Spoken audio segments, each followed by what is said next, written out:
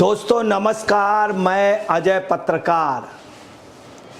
ये देखिए केजरीवाल जी का आज छूटने की बिल्कुल हर जगह इन्होंने प्रचार कर लिया था, प्रोपेगेंडा ज़बरदस्त तैयारी की, परंतु इनके छूटने के आसार खत्म हो गए। इनको बहुत तगड़ा झटका लगा है सुप्रीम कोर्ट से। आज सुप्रीम कोर्ट में बहुत बहस हुई और बहस के बाद इनके लिए फैसला सुरक्षित रख लिया गया है और 9 मई को फैसला सुनाया जाएगा। अगले सप्ताह पर फैसला आ सकता है। फैसला क्या होगा वो तो बात की बात है, या ऑनरेबल जुडिशरी ने जो भी डिसाइड किया, परंतु 9 मई तक इनका मामला टल गया है। दोनों तरफ से आज सुनवाई हुई, दोनों तरफ के मामले सुने गए और सुनने के बाद आज बहुत स्पष्ट रूप से जो सबसे बड़ी बात हुई है वो ये हुई है, अरविंद केजरीवाल के एडवोकेट्स ने इस बात को कहा और अरविंद केजरीवाल के पक्ष ने कि मैं कोई फाइल नहीं देखूंगा, जो शर्तें होंगी मानूंगा और किसी भी तरह की और ख़ास तौर से लिखकर घोटाले की कोई भी वो स्कैम की कोई भी फाइल उसमें ना साइन करूंगा, ना देखूंगा, ना कोई दखलंदाजी करूँ। कुल मिला के उनके अंदर ज़बरदस्त छटपटाहट रही, परंतु उनकी बातों से आज साफ जाहिर हुआ कि वो काफ़ी कुछ उनका दम्भ जो है टूट गया है और वो एक्सेप्ट करने लगे कि बड़ा क्राइम है, इसलिए किसी तरह से थोड़ी सी इंटीम बेल कुछ समय के लिए मिल जाए। आपको एक चीज़ और क्लियर कर दूं कि मुख्यमंत्री अरविंद केजरीवाल की गिरफ्तारी पर कोर्ट में याचिका दाखिल की गई थी। इस याचिका पर आज सुनवाई हुई और सुनवाई में ऑनरेबल सुप्रीम कोर्ट के जस्टिस श्री संजीव खन्ना जी और दीपांकर दत्ता जी ने की। दोनों तरफ से ज़बरदस्त बहस चली और सबसे बड़ी बात थी ईडी ने आज इनके पीछे कई घोटाले बताए और उनमें घोटालों में एक ये भी बताया कि इन्होंने हयात रेजेंसी होटल में जो 7 स्टार होटल है वहाँ पे मीटिंग की थी। मीटिंग जो की थी उसको बाकायदे अरेंज कराया था चरणप्रीत सिंह जी ने और चरणप्रीत सिंह ने कैश पेमेंट किया था। 100 करोड़ रुपए की डील गोवा के चुनाव के लिए हुई थी। आज एक चीज़ हो रही, ईडी ने कोर्ट के सवालों का जवाब भी दिया। बता दें सुनवाई के दौरान सुप्रीम कोर्ट ने ईडी से कई सवाल पूछे। सुनवाई के दौरान जस्टिस संजीव खन्ना ने कहा कि चुनाव का मौसम है, ये असाधारण स्थिति है और दिल्ली के सीएम हैं, इनके खिलाफ कोई केस नहीं है। जस्टिस संजीव खन्ना के बयान पर विरोध जताते हुए सॉलिसिटर जनरल तुषार मेहता ने विरोध जताया और उन्होंने कहा सिर्फ इसलिए कि कोई सीएम है तो ऐसा नहीं हो सकता है कि हम राजनेताओं के लिए अपवाद बना रहे हैं। क्या चुनाव के लिए प्रचार करना ज़्यादा महत्वपूर्ण होगा?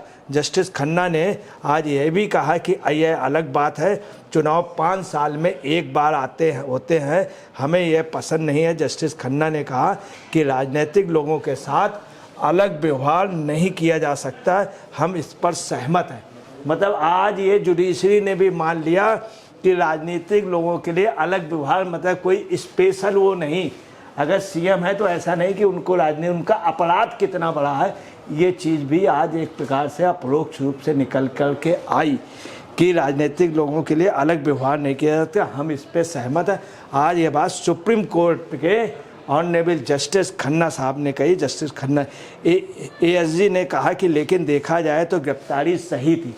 जब एएसजी ने कहा गिरफ्तारी सही थी तो कोर्ट ने भी इस पे सब लोगों ने सुना और सारा पक्ष इस बात को मतलब बड़े गौर से सुन रहा था। तुषार मेहता ने यह भी कहा कि मेडिटेशन पर गए 6 महीने तक संबंध टालते रहे, अगर पहले सहयोग करते तो हो सकता था कि गिरफ्तारी ही न होती। तुषार मेहता ने यह भी कहा कि देश के सबसे बड़ी अदालत से कोई गलत संदेश नहीं जाना चाहिए, अगर ऐसा होता है तो दुर्भाग्यपूर्ण होगा। जस्टिस संजीव खन्ना ने कहा कि उन्हें यह कहने का हक है कि गिरफ्तारी चुनाव से ठीक पहले पहले हुई है और हम आपकी आपत्तियों को समझते हैं।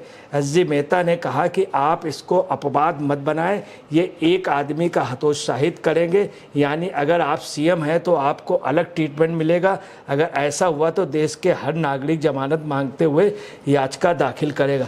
और वास्तव में बात सही है कि तिहाड़ में एक से एक बड़े कैदी हैं, इनका भी अपराध कोई कम नहीं है। लगभग 300 करोड़ से ऊपर का ज़्यादा का ये स्कैम है, काफ़ी घोटाले हैं।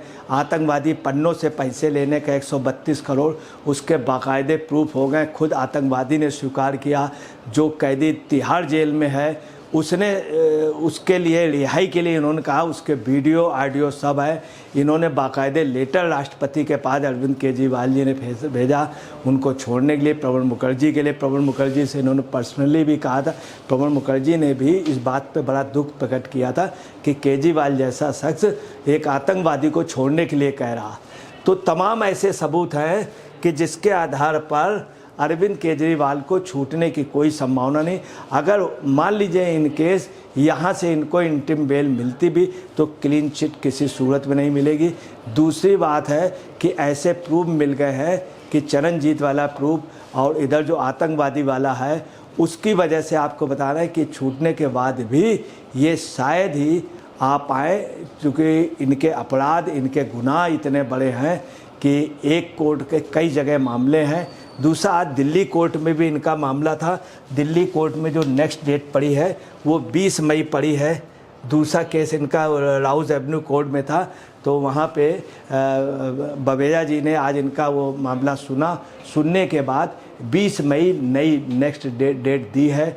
कुल मिलाकर के कि केजरीवाल की मुसीबतें बढ़ती जा रही हैं और वो अपने उस पर, अपने बनाए हुए जाल पे, अपने किए हुए घोटाले पर वो फंसते जा रहे हैं। यही एक वजह है कि सलाखों के पीछे हो गए।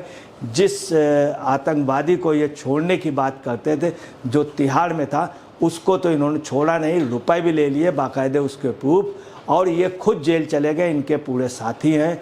और दूसरे जो संजय सिंह हैं उनको भी आप समझ लें जो है वो नियमित जमानत पे आए, कोई उस जमानत पे नहीं आए। ना उनको क्लीन चिट मिली, ना ही इनको क्लीन चिट मिलेगी।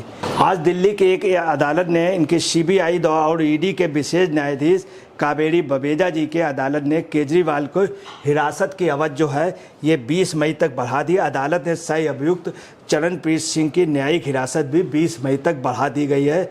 दिल्ली के अदालत ने कथित शराब घोटाले में जुड़े मनी लॉन्ड्रिंग दिल्ली के मुख्यमंत्री अरविंद केजरीवाल को 22 तक हिरासत में तो रहने के लिए कहा है। साथ में इनके और भी मामले सुने गए जिस पे उन्होंने बहुत स्पष्ट इशारा किया कि मामला गंभीर है। ट्रायल कोर्ट ने फैसला ऐसे वक्त में दिया जब सुप्रीम कोर्ट शराब घोटाले से संबंधित मनी लॉन्ड्रिंग मामले में केजरीवाल को अंतरिम जमानत देने के संबंध में अपना आदेश जारी करने वाला है। न्यायमूर्ति संजीव खन्ना और न्यायमूर्ति दीपांकर के दत्ता की पीठ में उस पर विचार हो रहा है। फैसला सुरक्षित रख लिया गया है। ऐसे वक्त राउज एवेन्यू कोर्ट के बवेजा जी की कोर्ट में भी इनकी जो वो है वो 20 तारीख तक इनको हिरासत में रहने की अवधि इनकी बढ़ा दी गई है।